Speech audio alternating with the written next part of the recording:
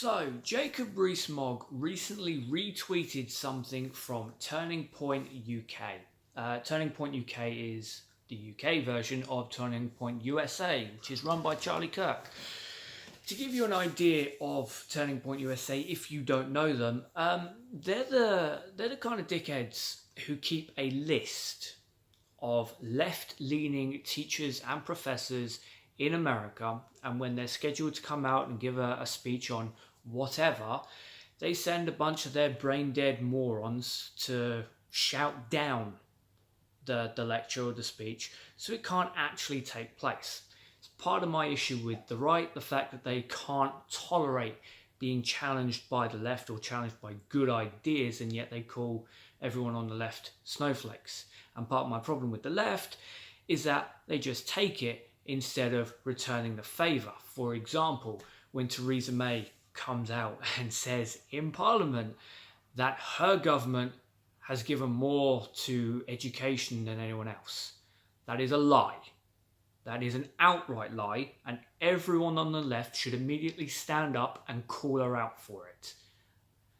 But this video that Jacob Rees-Mogg, another liar, retweeted, it was spliced in with a lot of American protests, and it was essentially saying that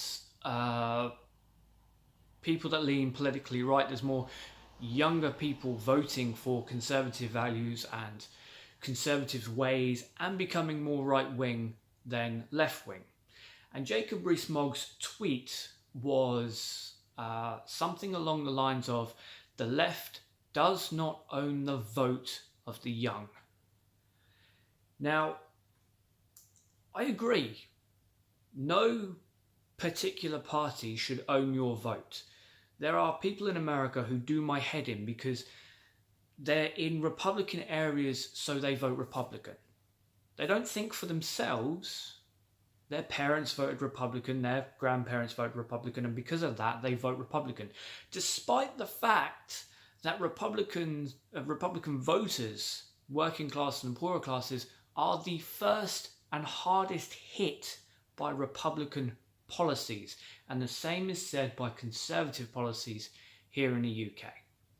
But here is why the left does have the youth vote. Not entitled, but why it has the youth vote. And something that Jacob Rees-Mogg, with all his web of lies, doesn't quite seem to understand. Most of us, my generation and generations after me, we have high-powered computers in our pocket. In fact, I am filming this on my high-powered computer, my phone. This allows me to fact-check everything a politician comes out and says within 5 to 10 minutes. Sometimes if I want to get the exact figures, I have to go a little bit further. But for example, when Jacob Rees-Mogg says that WTO is going to be so good for the country, it takes a whopping 7 minutes to find out that no, any deal we have with WTO in regards to the rest of the world will be much worse than any deal we have using the EU. When Theresa May comes out and says that she's given more to education, no. We can see that private schools have been given more money from public sectors. That's my tax money, that's your tax money going into private schools, while public schools are being starved of funds. When she comes out and says that no government before has ever given so much to the NHS, again, no. We have the internet. We can fact check everything you say. And that is why the left typically has the younger votes. Of course, there are young people who vote for the right. I work with a couple of people who are much younger than me who vote conservative.